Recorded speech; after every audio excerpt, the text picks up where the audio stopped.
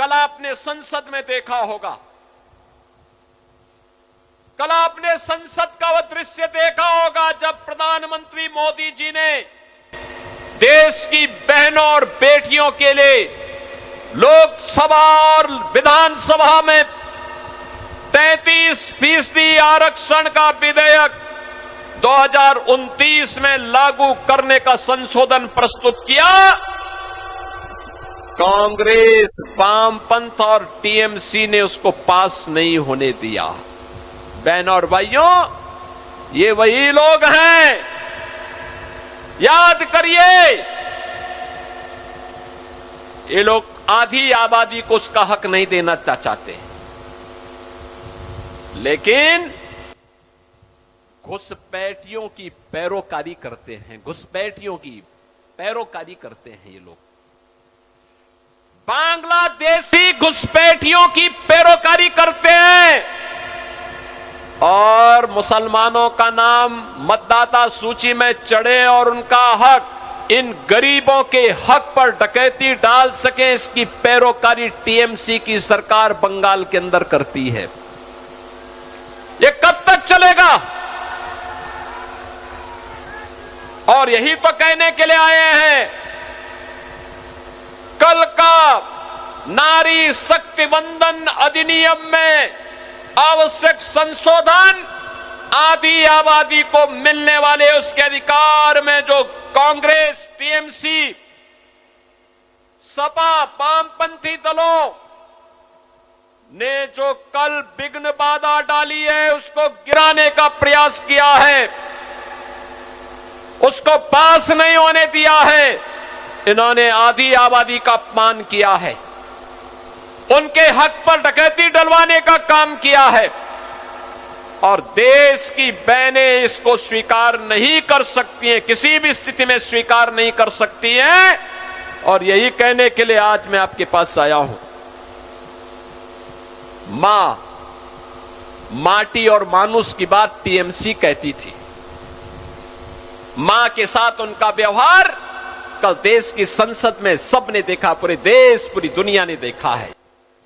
माटी बांग्लादेशी घुसपैठियों से पूरी तरह यहां के राजवंशियों की, यहां के नागरिकों के हक को छीन रही है और मानुष भयभीत है टीएमसी की गुंडागिर्दी से। नौजवान के सामने पहचान का संकट है। अन्नदाता किसान पूरी तरह पलायन करने के लिए मजबूर है, उसको उसकी उपज का दाम नहीं मिलता है।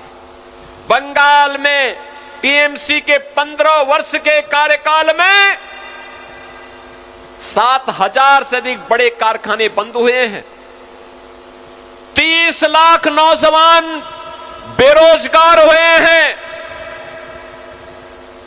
विकास के खारे टप पड़े हैं। मोदी जी के द्वारा जो पैसा भेजा जाता है वह पैसा यहां के गरीबों में नहीं दिया जाता है, यहां के ट्राइबल के बीच में नहीं दिया जाता है, यहां के अनुसूचित जाति जनजाति के नागरिकों तक पहुंचने में नहीं पहुंचता है। ये पैसा टीएमसी के गुंडे खा जाते हैं या बांग्लादेशी घुसपैठिए खा करके, इनकी मदद से खा करके आपके हकों पर डकैती डालने का काम कर रहे हैं। और इसीलिए आज मैं आपसे कहने के लिए आया हूं, बहनों और भाइयों, बंगाल में कारखाने बंद हुए हैं, धान के उत्पादन में गिरावट आई है, मछली उत्पादन में लगातार गिरावट आ रही है। कारण है सरकार अच्छा दाम नहीं देती है, यहां की टीएमसी सरकार पैसा नहीं देती है। टीएमसी को तब पैसा देने की या नौजवानों को रोजगार देने के लिए फुर्सत होती तो वो सोचती, उसको तो मुस्लिम तुष्टीकरण से फुर्सत ही नहीं है। वो मुसलमानों के अलावा किसी के बारे में नहीं सोचती है। बहनों और भाइयों, बंगाल के अंदर आज आप जय श्री राम का नारा नहीं लगा सकते, क्योंकि या तो यहां की सरकार अत्याचार करवाती है या टीएमसी के गुंडे हमला करते हैं। दुर्गा पूजा के पहले उपद्रव हो जाता है। यहां की गवर्नमेंट दुर्गा पूजा और विसर्जन के दौरान अनुमति नहीं देती है, नहीं देती है। गौ हत्या करवाती है। यहां की सरकार लगातार प्रताड़ित करवाती है। आपका हक पर भी डकैती डलवाती है। ठीक यही स्थिति उत्तर प्रदेश में भी थी 2017 के पहले। यही स्थिति हुआ करती थी। वहां कोई पर्व और त्योहार के पहले दंगे शुरू हो जाते थे। महीनों महीनों कर्फ्यू रहता था। किसी गरीब को हक नहीं मिलता था। बेटी सुरक्षित नहीं थी, व्यापारी सुरक्षित नहीं था, पलायन हो रहा था, अराजकता चरम पर थी। वहां पर भी कोई जय श्री राम बोलता था तो टीएमसी की ही पार्टनर समाजवादी पार्टी और कांग्रेस वहां हमला करवाती थी, पुलिस से पिटवाती थी। लगातार अराजकता थी। सड़कों पर जुमे के दिन पूरी सड़क जाम हो जाती थी, आवागमन ठप हो जाता था। सुबह 5 बजे से लेकर के मस्जिदों की आवाज से लोग परेशान रहते थे।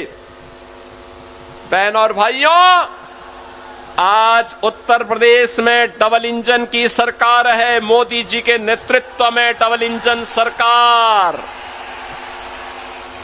नो दंगा, नो कर्फ्यू, नो दंगा। यूपी में है सब चंगा।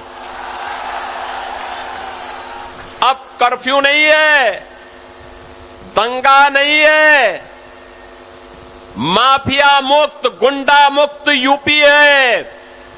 और कोई माफिया और कोई दंगाई कभी दिखता है तो यूपी का बुलडोजर उसकी हड्डी पसली को तोड़ करके एक्सप्रेस वे बना देता है। एक्सप्रेस वे प्रदेश बना देता है उसको। जितने माफिया हैं, इन माफिया की संपत्ति को हमने कब्जे में लेकर के वहां के गरीबों के आवास बना दिए हैं। वहां शुक्रवार के दिन किसी सड़क पर या किसी भी पर्व और त्योहार के दिन सड़क पे नमाज नहीं पढ़ी जाती है, नहीं पढ़ी जाती है। वहां मस्जिद से आवाज नहीं निकलती है, कोई अजान की आवाज नहीं। अजान की आवाज केवल मस्जिद के अंदर रहेगी, उसके बाहर नहीं।